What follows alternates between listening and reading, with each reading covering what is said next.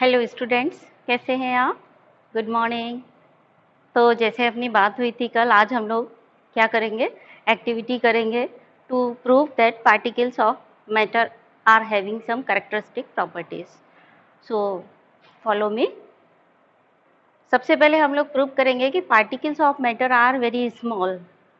ठीक है, ये एक्टिविटी के लिए करने के लिए to prove that particles of matter are very small, ये प्रूव करने के लिए हमारे पास ये 5 बीकर है।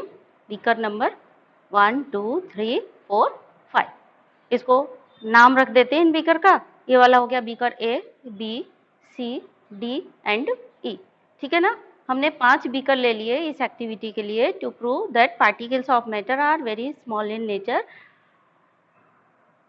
Beaker A, B, C, D and E. अब हम बीकर ए में पोटेशियम परमैंगनेट के क्रिस्टल्स डालेंगे बीकर ए में। ठीक है बच्चों, तो ये पोटेशियम परमैंगनेट है हमारे पास। ये बॉटल में पोटेशियम परमैंगनेट लेते हैं। तो आपको मालूम होना चाहिए बच्चों की पोटेशियम परमैंगनेट होता कैसा है। सो ये देखिए डीप पर्पल कलर का होता है इसका पाउडर। अगर मैं आपको दिखाना चाहूँ तो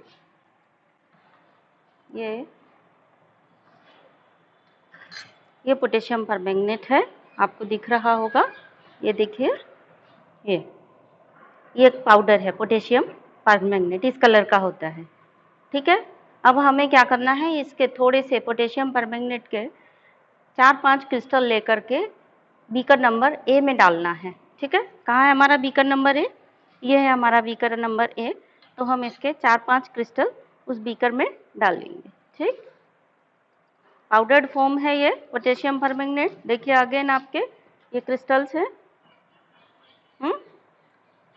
देखिए मैं आपके सामने इसमें डाल रही हूँ और आपको दिखेगा डालते हुए भी। देखिए ये है, ये पोटेशियम परमैंगनेट।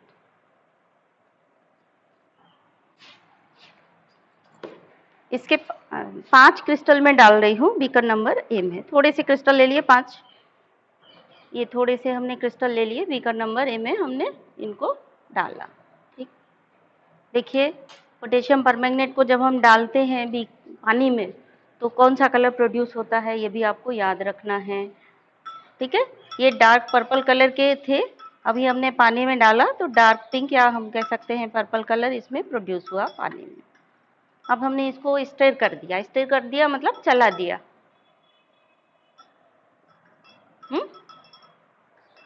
कल किसी बच्चे ने कमेंट किया था कि थोड़ा हिंदी में समझाया करो, इसलिए मैं आज हिंदी इंग्लिश दोनों में बता रही हूँ। वैसे भी मैं हिंदी में आपको समझाती हूँ। ठीक है, तो मैंने ये स्टर कर दिया। स्टर कर दिया मतलब ऐसे ऐसे चला दिया, इसको स्टर कहते हैं, स्टर करना। और हमारे पास एक स्टाइरर भी है, इसको, ये ग्लास रॉड है, ये ग्लास रॉड है ना। केमिस्ट्री लैब में जब भी हम कोई काम करते हैं तो इससे स्टाइर करते हैं, इसको स्टाइरर बोलते हैं। ठीक, ये स्टाइरर से इस तरह से हमने इसको स्टर कर दिया। स्टर करने के बाद क्या करा, अच्छे से स्टर करने के बाद क्या है, इसको ग्लास रॉड, इसको पुलिसमैन रॉड भी बोलते हैं। ठीक है, अब हम इसमें से 2 स्पूनफुल बीकर नंबर ए में से कहाँ डालेंगे, बीकर नंबर बी में डालेंगे। 2 स्पूनफुल KMnO4 हमने बीकर नंबर बी में डाला। ठीक है, अब बीकर नंबर बी से हम क्या करेंगे, फिर से 2 स्पूनफुल या 1 स्पून में 5 ml आता है, तो 2 स्पून डालेंगे तो 5 ml ये निकला और 5 ml ये निकला। कितना हो गया? 10 ml। इस ए बीकर में से हमने बी बीकर में 10 ml डाला, बी बीकर से सी में लेकर के 10 ml डाला। देखिए पोटेशियम परमैंगनेट डाला था, अब हमने इसको मिला दिया। अब बीकर सी से लेकर के बीकर डी में डालेंगे 10 ml।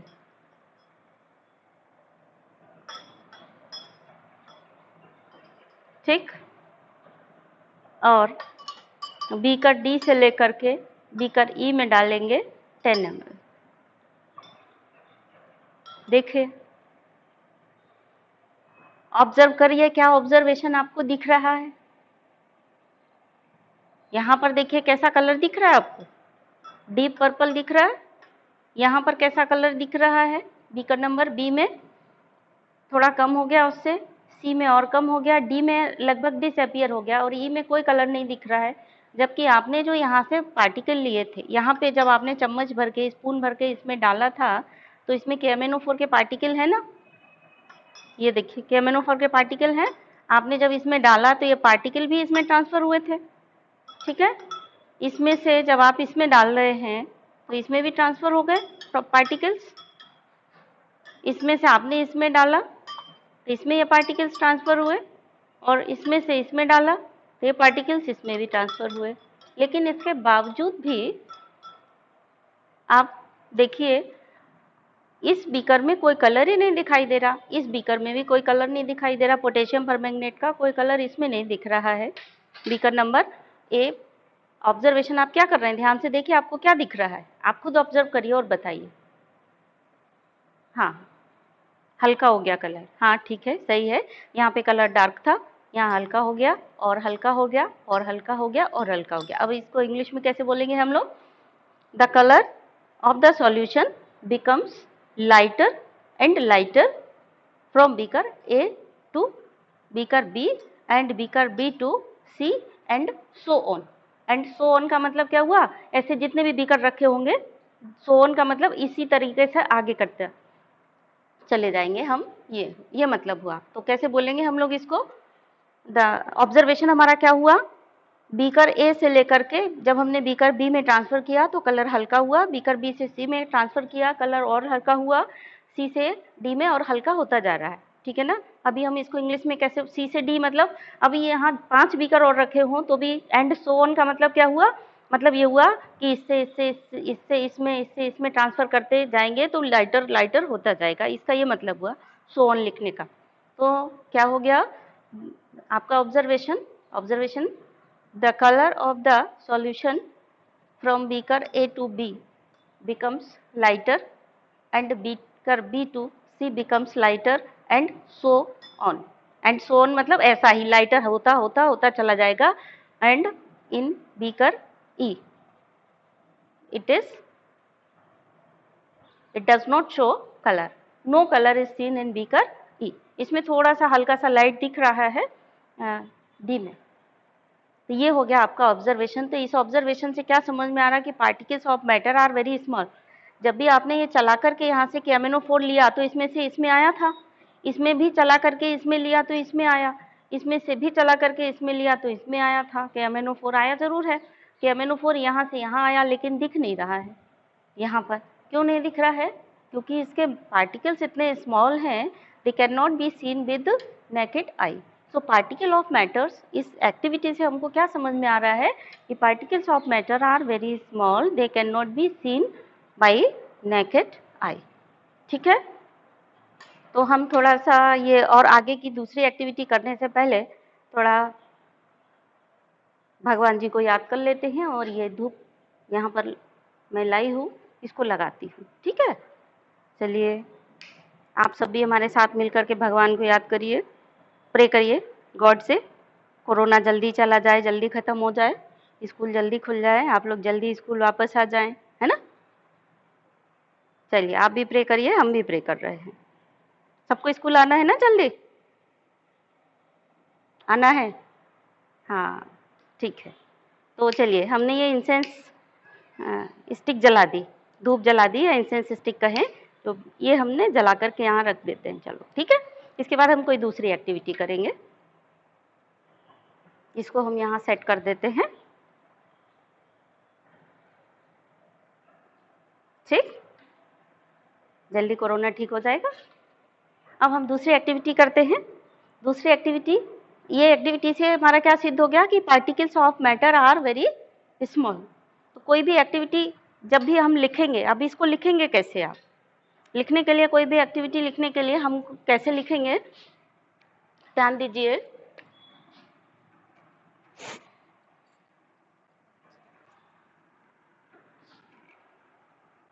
हमको क्या करना था, हमारा एम क्या था, टू प्रूव दैट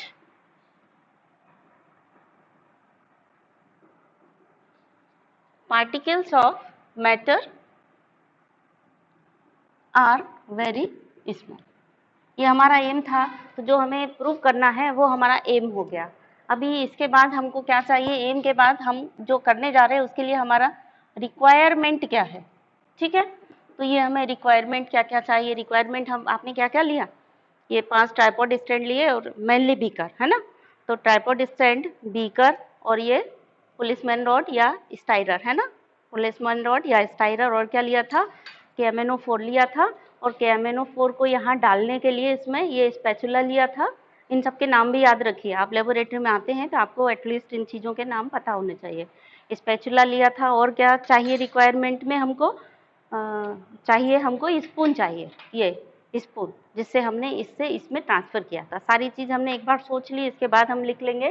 तो रिक्वायरमेंट क्या क्या है हमारा, बीकर्स 5, और क्या है रिक्वायरमेंट, ट्राइपॉड स्टैंड्स हो गया, लिया था 5, और क्या लिया है आपने, ये पुलिसमैन का डंडा यानी पुलिसमैन रॉड यानी कि ग्लास रॉड।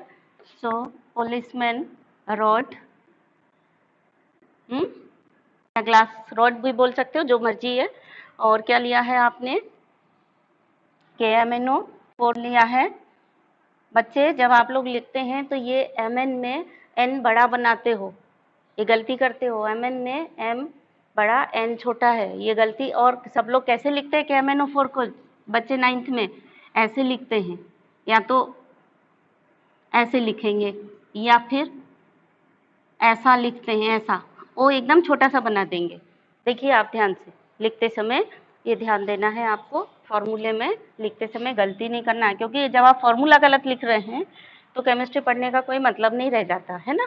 तो KMnO4 क्रिस्टल लिए हैं आपने, और क्या लिया है, इसको ट्रांसफ़र करने के लिए स्पैचुला लिया था, और क्या लिया है आपने, एक स्पून लिया है सॉल्यूशन को ट्रांसफ़र करने के लिए। इतनी चीज़ें आपको रिक्वायरमेंट हो गई।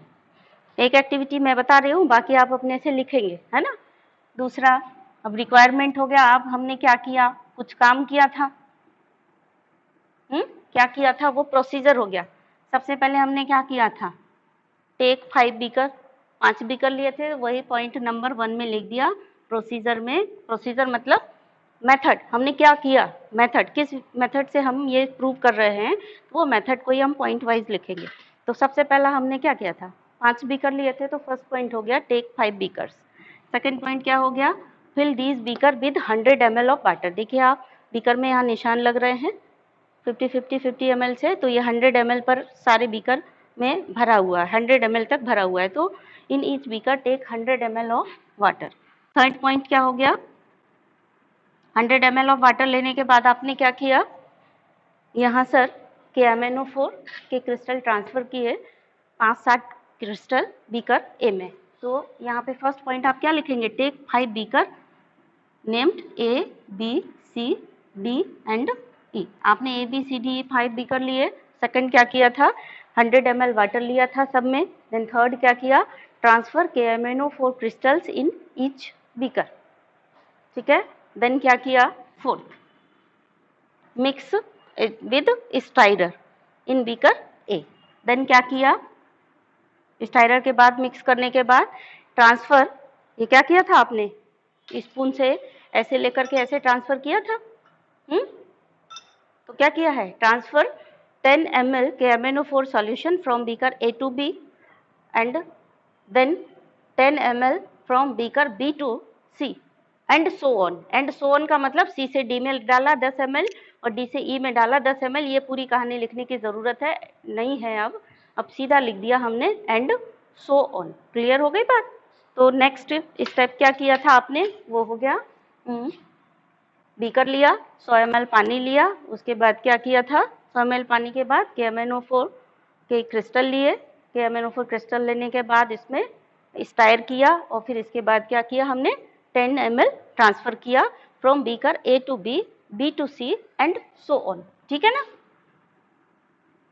Transfer 10 ml of KMnO4 from beaker A to B and then beaker B to C। And so on. So on मतलब ऐसा लास्ट तक करते गए, ठीक है। ये सारे पॉइंट आप लिखेंगे, समझा दिया मैंने, बता दिया, अब ये सब आप लिखेंगे। एंड सो ऑन, इतना किया, इसके बाद कुछ नहीं किया ना, उसके बाद हमने केवल इसको ऑब्जर्व किया। तो नेक्स्ट हमारा क्या हो गया, हेडिंग।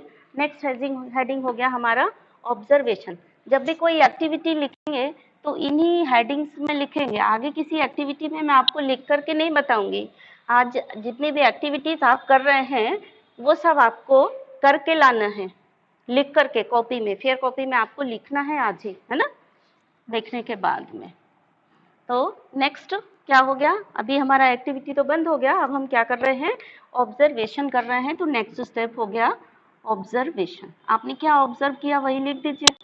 ऑब्जर्व क्या किया था, colour of KMnO4 becomes lighter from beaker A to B and, या सिंपल लिख दीजिए colour of KMnO4 becomes lighter and lighter from baker A to E। ए से लेकर ई तक गए तो कलर ऑफ KMnO4 कैसा होता गया, लाइटर एंड लाइटर होता गया। ये हमारा ऑब्जर्वेशन हो गया कि colour of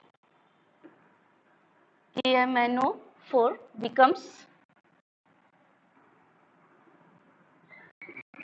lighter and lighter from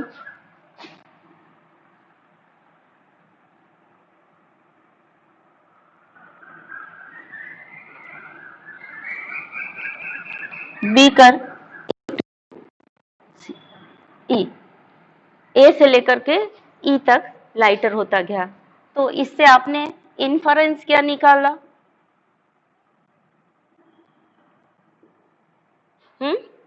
कोई यहाँ पर इन्फरेंस लिखता है, कोई यहाँ पर लिखता है कंक्लूजन,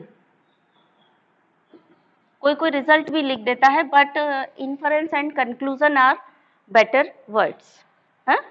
रिजल्ट के बजाय इन्फरेंस या कंक्लूजन आर बेटर, रिजल्ट भी लिखा जा सकता है, कई बच्चे लिख भी देते हैं, बट इन दोनों में से कोई भी जो आपको मर्जी आए, ये या ये सेलेक्ट कर लीजिए लिखने के लिए। तो कंक्लूजन क्या निकला, कंक्लूजन यही निकला कि आपने जब यहाँ से ट्रांसफर किया हल्का हुआ, यहाँ से ट्रांसफर किया तो KMnO4 यहाँ से यहाँ गया पर दिख रहा है हल्का हो गया, यहाँ से यहाँ गया तो दिख ही नहीं रहा, पर KMnO4 इससे इसमें ट्रांसफर हुआ है, इससे इसमें भी ट्रांसफर हुआ है KMnO4 बट आपको दिख नहीं रहा है। इसका मतलब क्या हुआ, KMnO4 के जो पार्टिकल्स हैं वो बहुत ही स्मॉल हैं and they can not seen bye naked eye, यानी कि जो मैटर है, मैटर के पार्टिकल्स बहुत ही स्मॉल होते हैं, हम इसको साधारण आंख से नहीं देख सकते। नेकेड आई मतलब साधारण आंख से। हम अभी इसमें KMnO4 के पार्टिकल्स अगर देखना चाहें, अगर हम इसको माइक्रोस्कोप में देखेंगे तो हमें इसमें KMnO4 के पार्टिकल्स भी दिखाई देंगे, पानी के पार्टिकल्स भी दिखाई देंगे, ठीक है ना।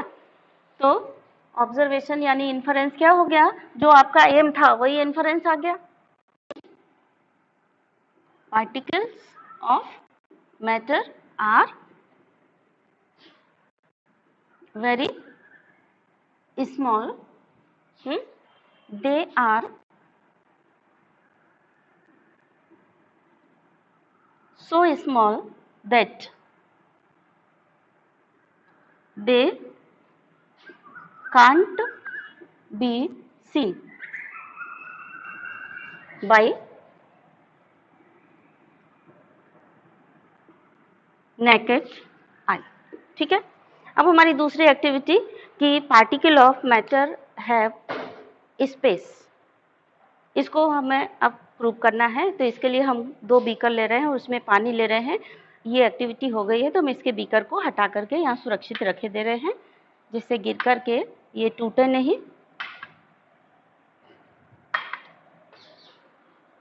ठीक है। अब हम यहाँ पर ये 2 बीकर ले रहे हैं, इसमें 100 ml वाटर ले रहे हैं। एक बीकर से भी काम चल जाएगा, हम 2 एक्टिविटी करके दिखा रहे हैं इसलिए 2 ले रहे हैं। आप चाहें तो एक दिखा दें, लेकिन आपको अभी होमवर्क में दोनों लिखनी है, ठीक है ना। तो अब क्या प्रूव करने जा रहे हैं आप, अब प्रूव करने जा रहे हैं particles of matter are very small. देख लीजिए क्या क्या रिक्वायरमेंट चाहिए। हमारे पास ये बीकर है, इसमें 100 ml पानी भरा हुआ है, ये हमारे पास शुगर है इसमें चाइना डिश में, और इस चाइना डिश में हमारे पास साल्ट है। तो हम एक बीकर में 1 स्पून साल्ट डालते हैं, ये डाल दिया, ठीक है। और इसको स्टायरर से स्टायर करते हैं।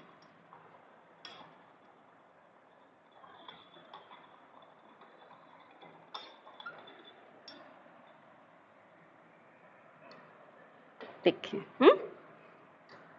स्टारर से तेज आवाज हो रही है इसलिए मैं इससे कर रही हूँ, वैसे स्टारर से करना चाहिए। चलिए हो गया। देखिए साल्ट डाला था लेकिन गायब हो गया। अभी स्टार्ट किया, साल्ट गायब हो गया। कहाँ चला गया? साल्ट तो डाला था आपने, बट गया कहाँ? गया कहाँ? पानी के मॉलिक्यूल्स के बीच में छुप गया जाकर के। साल्ट कैसा था? इसमें गया, घुल गया, छोटे छोटे पार्टिकल्स में डिवाइड हो गया, और वो छोटे छोटे पार्टिकल्स कहाँ छुप गए जाकर के? वाटर मॉलिक्यूल्स के बीच में छुप गए। अभी आपने पढ़ा था particles of matter can not be seen with naked आई। ये इससे ये भी आपको सिद्ध हो रहा है कि पार्टिकल्स ऑफ मैटर स्मॉल हैं। देखो साल्ट के पार्टिकल्स आपको नहीं दिख रहे हैं इसमें, ठीक है। सो इस एक्टिविटी से क्या सिद्ध हो गया कि particles of matter have in space in between them. Salt कहाँ गायब हो गया? डिसअपियर हो गया साल्ट, क्योंकि वो डिसॉल्व होके स्मॉल पार्टिकल्स में कन्वर्ट हो गया, एंड दीज स्मॉल पार्टिकल्स क्या हो गए? इसके बीच में हिडन हो गए बिटवीन वाटर मॉलिक्यूल्स। अब हम दूसरा एक्टिविटी इसी की करते हैं प्रूव करने के लिए कि पार्टिकल्स ऑफ मैटर में स्पेस होता है। ये वाटर 100 ml लिया हमने, इसमें 1 स्पून शुगर डाला, ठीक है। अब शुगर डाल करके हम इसको स्टाइरर से चलाएंगे, पर जब हम स्टाइरर से चलाएंगे तो स्पीकर के कारण आपको बहुत तेज आवाज़ आएगी, इसलिए मैं स्टाइरर से ना चला करके इससे चला रही हूँ, जिससे आपको ये आवाज़ ज़्यादा तेज ना आए। तो देखिए हम ये इसको डिज़ोल्व कर रहे हैं, और ये देखिए अभी पार्टिकल्स नीचे दिख रहे हैं ना आपको, ये देखो दिख रहे हैं। अभी ये गायब हो जाएंगे, डिसअपियर हो जाएंगे स्टायर करते करते। लैब में काम जब भी करना है आपको बहुत ही सावधानी से करना है। ये दोनों ही एक्टिविटी आपको करनी है लैब में। आपका आगे एक चैप्टर है true solution of common salt बनाना है, तो ऐसे ही आपको कॉमन साल्ट का, ये कॉमन साल्ट का ट्रू सॉल्यूशन बन गया और ये शुगर का ट्रू सॉल्यूशन बन गया। ऐसे ही बनाना है आपको लैब में, और लिखना भी है उसको, तो अलग है, अगले चैप्टर में पढ़ेंगे आप। फिलहाल तो हम लोग प्रूव कर रहे हैं कि पार्टिकल्स ऑफ मैटर में स्पेस होता है। देखिए आप यहाँ से चीनी गायब होती जा रही है, जो शुगर के पार्टिकल्स हैं वो गायब होते जा रहे हैं, है ना।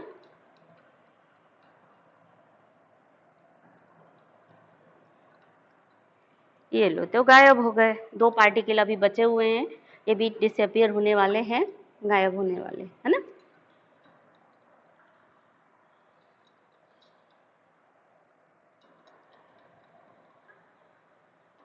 ये disappear, totally disappeared.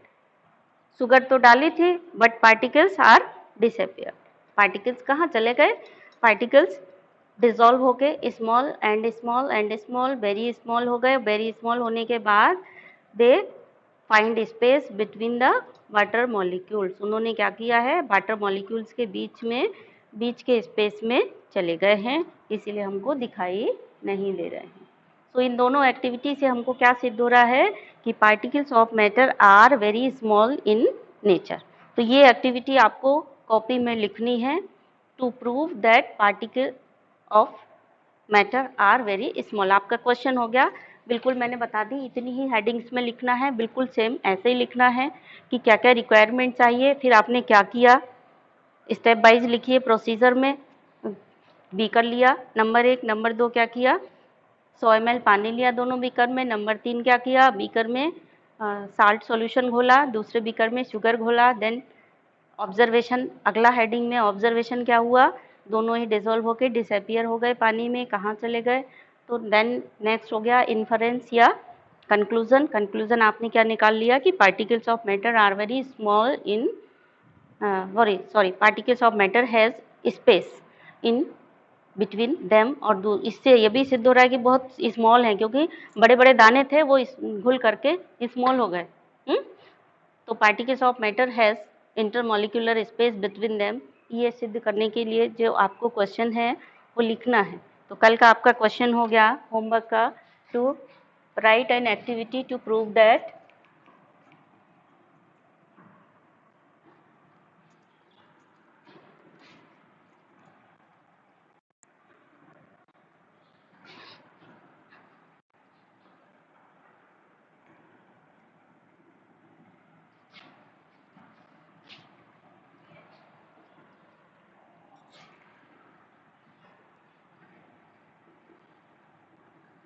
Activities to prove that, ये आपका हो गया number 8 of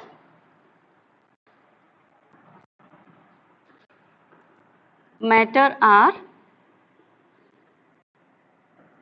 very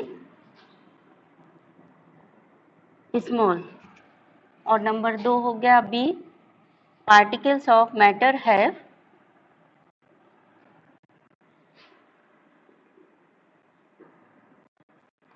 space between them. And D हो गया particles of matter are continuously moving। और ई, ये सॉरी सी है ये, है। एंड डी पार्ट हो गया इसका कि particles of matter has space between them। Particles of matter के बीच में स्पेस होता है, ये प्रूव करना है आपको। तो ये दो हम प्रूव कर चुके हैं अभी। ए एंड बी आपको बिल्कुल स्टेप बाय स्टेप वैसे ही लिखना है जितनी हेडिंग मैंने बताई है। कोई भी एक्टिविटी आप लिखेंगे उसमें यही हेडिंग होती है। एम क्या है आपका, फिर दूसरी हेडिंग रिक्वायरमेंट क्या है, तीसरी हेडिंग प्रोसीजर आपने कैसे किया, चौथी हेडिंग क्या है कंक्लूजन या क्या बताया था मैंने इन्फरेंस एंड, ठीक है, सॉरी, प्रोसीजर के बाद ऑब्जर्वेशन, ऑब्जर्वेशन के बाद कंक्लूजन एंड इन्फरेंस, इन्हीं हेडिंग्स में आपको लिखना है सबको। अब हमारी तीसरी एक्टिविटी कि particles of matter are continuously in motion या कंटिन्यूअसली मूविंग। तो इसको प्रूव करने के लिए आपको क्या चाहिए, इसको देखिए आप ध्यान से। इसको प्रूव करने के लिए बताइए, मैंने जो कोविड-19 यहाँ से चला जाए, गो कोरोना हो जाए, उसके लिए क्या किया था, स्प्रे किया था, इसको लगाया था। इसके पार्टिकल्स कंटिन्यूअसली क्या कर रहे हैं, तब से आपके पास पहुंच गए ना। आपको इसकी खुशबू आ रही है, मैंने यहाँ से जलाया था, आप उस कोने में बैठे हुए हैं, आपको वहाँ इसकी खुशबू आ रही है। क्या हो रहा है, ये पार्टिकल्स ऑफ मैटर ही तो हैं जो इधर उधर मूव कर रहे हैं, कंटिन्यूअसली मूविंग। यही तो आपको सिद्ध करना था। तो इस एक्टिविटी में आपको क्या चाहिए, थर्ड एक्टिविटी में एक इंसेंस स्टिक चाहिए और एक मैच बॉक्स चाहिए इसको जलाने के लिए। बस इतना ही सा तो चाहिए इस एक्टिविटी में। और क्या चाहिए, ज़्यादा से ज़्यादा एक स्टैंड चाहिए स्टैंड इंसेंस स्टिक को लगाने के लिए, ठीक है, और एक लाइटर या माचिस चाहिए। तो रिक्वायरमेंट क्या क्या है एक्टिविटी थर्ड में, जिसमें कि आपको प्रूव करना है particles of matter are very small in nature, sorry, particles of matter are continuously moving, continuously move कर रहे हैं, ये दिखाने के लिए आपको क्या चाहिए, इंसेंस स्टिक चाहिए, स्टैंड चाहिए इंसेंस स्टिक लगाने के लिए, और एक लाइटर चाहिए। और क्या चाहिए, कुछ नहीं चाहिए। जला करके इसको कोने में रख देना है। थोड़ी देर बाद ये अपने आप मूव होकर के आपके पास पहुंच जाएंगे और अपनी खुशबू से आपको बताएंगे कि मैं यहाँ आ गया हूँ मूव करके, ठीक है। वहाँ इतना जैसे धुआं यहाँ दिख रहा है उतना आपको उस कोने में नहीं दिख रहा है, धुआं नहीं दिख रहा है, क्योंकि वहाँ तक जाते जाते पार्टिकल्स ऑफ मैटर पूरे में फैल गए हैं ये। पर आपको अपना एहसास करवा रहे हैं, काहे से करवा रहे हैं, ये आपको खुशबू से अपना एहसास करवा रहे हैं कि हम आ गए यहाँ पे, देखिए आप पार्टिकल्स ऑफ मैटर हैं, ठीक है। भले आप हमें नहीं देख पा रहे हैं लेकिन हमारी खुशबू आप ले सकते हैं। तो थर्ड एक्टिविटी हो गई ना, ये रिक्वायरमेंट हो गया, प्रोसीजर आपको देख ही लिया आपने। और ऑब्जर्वेशन क्या हुआ, ऑब्जर्वेशन क्या लिखेंगे इसमें कि इसकी जो स्मेल है, खुशबू है, ऑडर है, वो कहाँ पहुँच गई, रूम के दूसरे कोने में पहुँच गई, in the next corner of the room. You feel its smell in the next corner of the room. It proves that particle of matter are continuously moving, ठीक है। So this is our third activity। चलिए अब next करते हैं क्या, proof particles of matter. ये मैंने कुछ गलत लिख दिया है, यहाँ देखिए, इसको ठीक कर लीजिए। स्पेस वाली बात तो हम डी पार्टी इसमें सिद्ध कर चुके हैं ना। डी में हमें क्या सिद्ध करना था, particle of matter has molecular forces between them.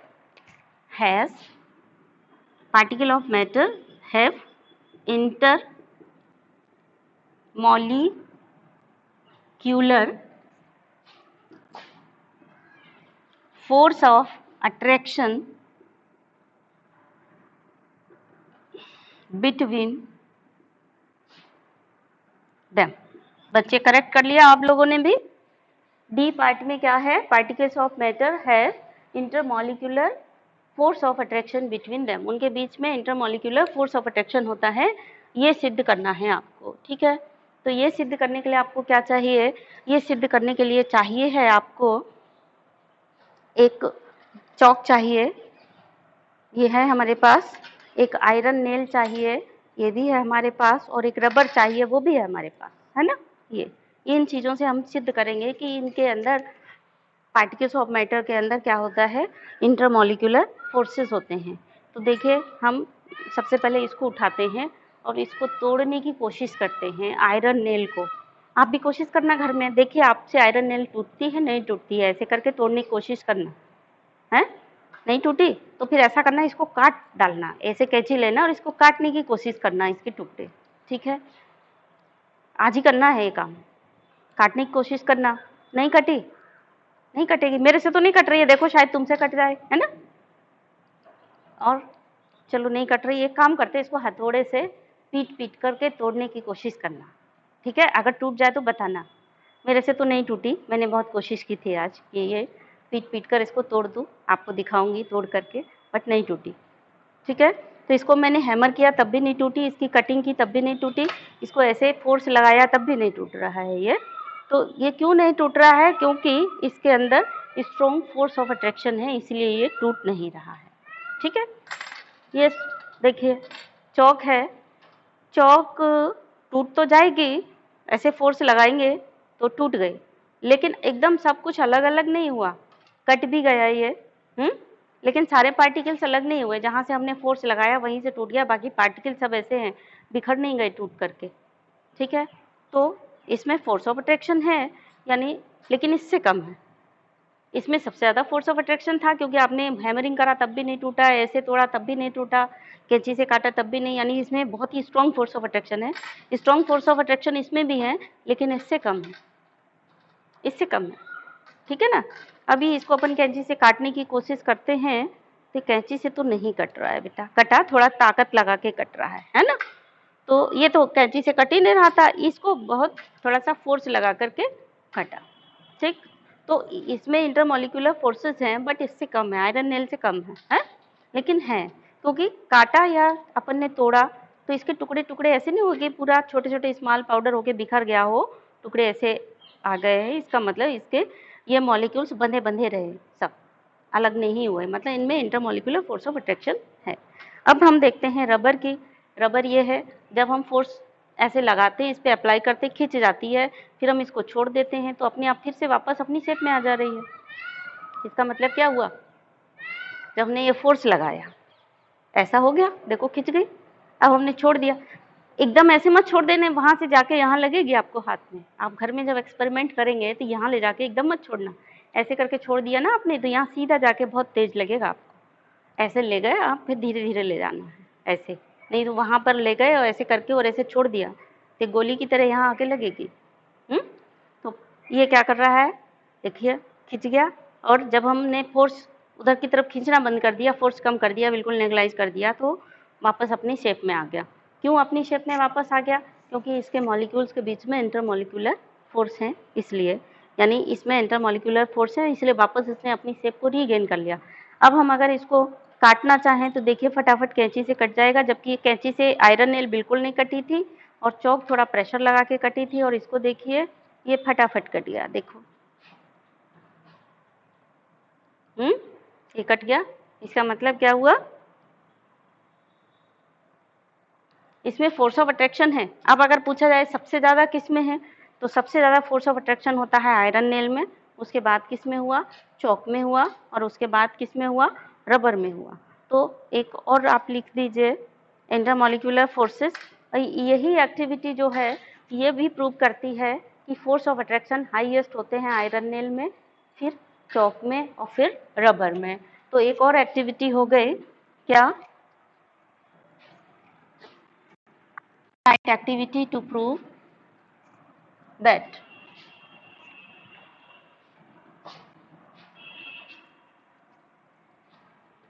E